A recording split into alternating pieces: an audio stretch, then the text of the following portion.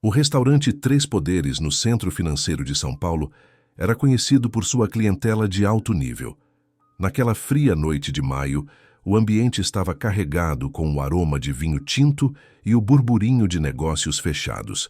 Às 8h40 da noite, em uma mesa isolada, estava Daniel Aguiar. Aos 45 anos, Daniel era um dos advogados mais renomados da capital, especializado em fusões e aquisições. Sua vida era uma sequência metódica de sucesso, lógica e controle. Naquele momento, ele revisava mentalmente uma negociação estressante do dia, ignorando o jantar à sua frente. No salão, a agitação se concentrava em uma jovem em particular. Carol Ferreira, de 25 anos, movia-se com uma agilidade silenciosa e focada, equilibrando bandejas e pedidos. Ela não era apenas uma garçonete, era uma estudante de direito que trabalhava em 2 empregos para pagar a faculdade. Seus olhos, embora cansados, refletiam uma disciplina militar. Ela era uma reservista do Exército. Às 8h45, o mundo de Daniel Aguiar desabou. A dor começou como um aperto excruciante no peito, irradiando para o braço esquerdo.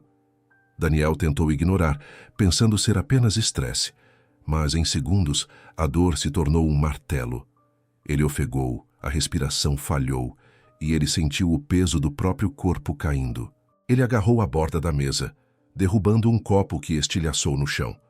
O barulho do vidro quebrando cortou o burburinho do restaurante. O pânico se espalhou. Clientes gritaram, garçons pararam.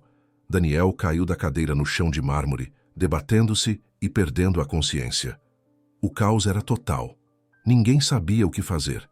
As pessoas pegavam celulares para filmar ou ligar para a emergência, mas o tempo corria.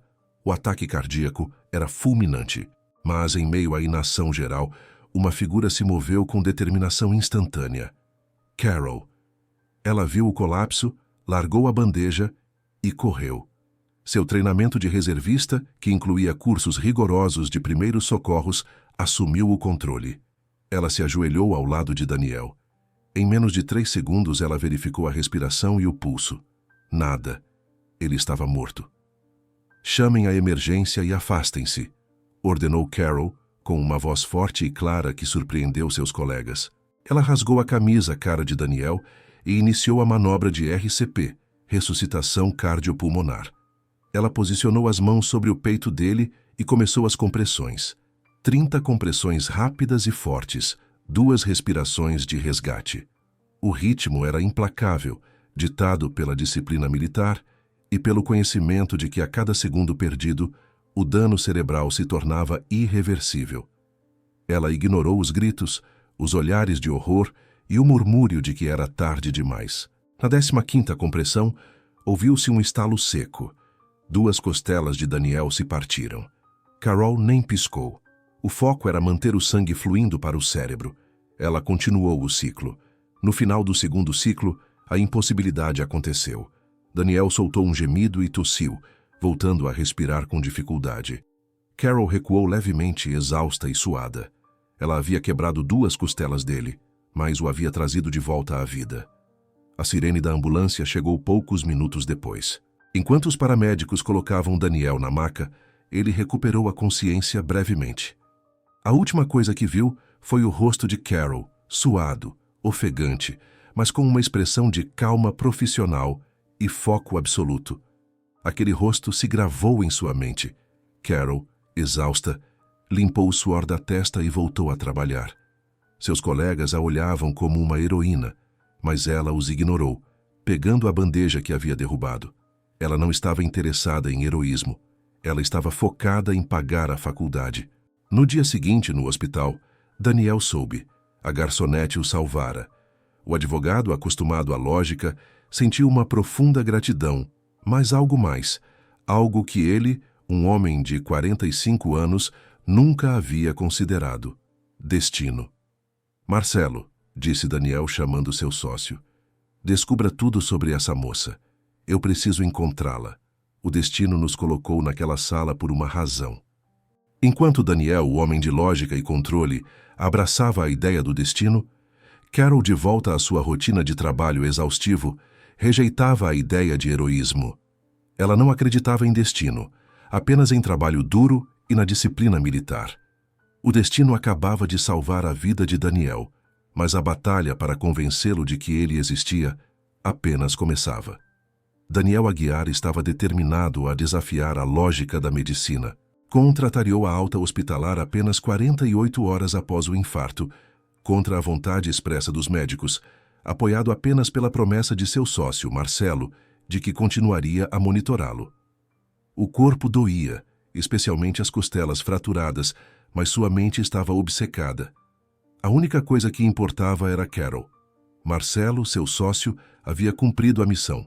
O nome dela é Carol Ferreira, 25 anos, relatou Marcelo, em uma reunião improvisada no apartamento de Daniel, agora transformado em uma enfermaria de luxo.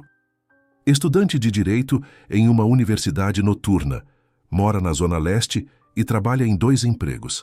À noite no restaurante Três Poderes e durante o dia em uma cafeteria dentro do campus de uma faculdade privada na Vila Olímpia. Vila Olímpia. Perfeito, disse Daniel. Ele não podia simplesmente ligar ou enviar flores. Isso seria resolvido com dinheiro, e ele precisava de destino. No dia seguinte, Daniel, ainda pálido e sob protestos de Marcelo, vestiu um blazer casual e se dirigiu à cafeteria no campus da faculdade. Ele se misturou aos estudantes, sentindo-se um intruso de 45 anos. Às 10h20 da manhã, ele a viu. Carol estava atrás do balcão, servindo lanches com a mesma eficiência e foco que usara na noite do ataque cardíaco. Daniel se aproximou e pediu um café. Preto, forte, disse observando-a. Ela não o reconheceu imediatamente. No restaurante ele era apenas mais um terno. Ele a chamou. Carol! A garçonete do Três Poderes? Ela levantou os olhos, finalmente o reconhecendo. Não houve choque nem emoção, apenas cansaço e profissionalismo. Senhor Aguiar, ela respondeu com a voz baixa e neutra. Fico feliz que esteja bem. Seu café. Daniel tentou expressar a magnitude de sua experiência. Carol, você não entende. Você me salvou. Você me trouxe de volta. Aquele momento, o destino nos colocou ali. Carol o encarou. Seu rosto, embora jovem, tinha uma dureza inesperada, forjada pela luta diária. Senhor Aguiar, não foi destino. Foi um treinamento básico de primeiros socorros, 30 compressões e 2 respirações. Eu sou reservista do Exército. Fiz o que era meu dever. A frieza dela o atingiu como um tapa. Ele percebeu que a barreira entre eles não era social, mas ideológica. Ele estava cheio de um fervor quase místico, ela de um cinismo pragmático. Você não pode reduzir isso a um dever, Carol. Você quebrou 2 das minhas costelas, mas me devolveu a chance de viver. Quero te agradecer. Quero compensar. Ele tentou tocar o braço dela, mas ela se afastou sutilmente. Sua vida é sua recompensa, Senhor Aguiar. Minha compensação é meu salário. Com licença, tenho outros clientes. Daniel, frustrado, usou a única arma que conhecia. Você estuda direito, não é? Deixe-me pagar sua faculdade. Uma bolsa integral, você pode largar esses empregos e focar nos estudos. Carol, que estava limpando o balcão, parou o movimento. Ela levantou a cabeça e o olhou com indignação. Não preciso do seu dinheiro, Senhor Aguiar. Não preciso que me compre nem me salve. Eu me salvo todos os dias. Meu destino sou eu quem constrói com trabalho duro. Por favor, termine seu café. Daniel se retirou, humilhado. Ele era o homem que havia voltado da morte com uma missão, mas sua salvadora o via apenas como um homem rico tentando controlá-la. Naquela noite, Daniel desabafou com Marcelo. Ela não acredita em nada, Marcelo. Ela é cínica e ela tem razão. Meu dinheiro só a afastou. Marcelo, sempre prático, retrucou. Então pare de usar dinheiro e comece a usar a única coisa que você tem de valor agora. O seu tempo, Daniel. Use a lógica para provar o destino. Daniel teve uma ideia. Se Carol só acreditava em trabalho e lógica, era ali que ele deveria encontrá-la. Ele sabia que Carol fazia uma matéria obrigatória no período noturno de sua faculdade. Aos 45 anos, com 2 costelas quebradas, o advogado que havia dominado tribunais corporativos Se matriculou no curso noturno de Direito da Faculdade de Carol. Seu objetivo não era um diploma, mas provar através do convívio forçado que o destino havia escrito um roteiro para eles que ela, a heroína, se recusava a seguir. A luta de Daniel contra a própria mortalidade e o cinismo de Carol acabava de ganhar um novo campo de batalha: a sala de aula. Aos 45 anos, Daniel Aguiar estava de volta aos bancos da faculdade, uma experiência que ele jamais imaginou. Sua presença no curso noturno de Direito era um escândalo discreto. Daniel, o advogado frio da Faria Lima, estava ali por uma única razão: Carol Ferreira. O plano era simples: forçar a convivência. Daniel usou sua influência para sugerir que, devido à sua experiência prática, ele faria dupla com Carol no complexo trabalho de simulação de júri. Carol não teve escolha senão aceitar, fervendo de indignação. Nos dias seguintes, Daniel e Carol passaram horas juntos na biblioteca da faculdade. Carol tentava manter o distanciamento profissional, mas Daniel estava pronto para a batalha emocional. "Você é brilhante, Carol", disse Daniel certa noite, observando a facilidade com que ela dominava a argumentação jurídica. "Mas por que tanto cinismo? Por que essa pressa em resolver tudo com a força bruta do trabalho?" Carol, concentrada em seus códigos de processo, respondeu friamente: "Porque na vida real não existe destino, Dr. Aguiar. Existe caos e consequência. E se você não tiver controle, o caos leva o que você mais ama." Daniel percebeu a profundidade da ferida. Ele se arriscou: "O caos levou alguém que você amava, não foi?" Carol parou de escrever. Ela levou o olhar, agora vulnerável, para longe dos livros. Pela primeira vez, a dureza profissional desapareceu. Ela revelou que seu cinismo não era uma escolha, mas uma defesa. "Quando eu tinha 18 anos, minha mãe morreu subitamente. Não foi acidente, foi uma doença mal cuidada. Meu pai, ele nunca se recuperou. Eu era a única. Tive que largar a faculdade e me alistar na reserva do exército para ter dinheiro para manter as contas e depois para a faculdade de novo. Desde então, eu só confio no que posso tocar: trabalho e disciplina. O destino só me deu uma conta para pagar." Daniel sentiu a dor dela. O trauma de Carol era a antítese do seu. Ele havia voltado da morte cheio de crença. Ela havia sido forçada a enfrentar a vida e perdido toda a crença. Ele revelou sua própria vulnerabilidade. "O ataque cardíaco não me deu medo de morrer, Carol. Me deu medo de não viver. Eu passei a vida focado no controle, em processos, em dinheiro. Quando eu estava no chão, a única coisa que importava era o rosto calmo de uma estranha. E o fato de que eu morri e não deixei nada para trás, exceto dinheiro. Você me devolveu a vida para que eu a usasse de verdade." A confissão criou uma fissura na barreira de gelo. Carol viu não o advogado rico, mas um homem que, como ela, estava lidando com o trauma da mortalidade. A verdadeira quebra da barreira veio na semana seguinte, às 7h20 da noite, pouco antes de um exame crucial. Carol, que tinha o hábito de usar seu carro velho para ir aos empregos e à faculdade, estava a caminho. De repente, o motor engasgou e parou na movimentada Avenida Bandeirantes. O carro não ligava. Ela estava a quilômetros da faculdade e corria o risco de perder a prova que definia seu semestre.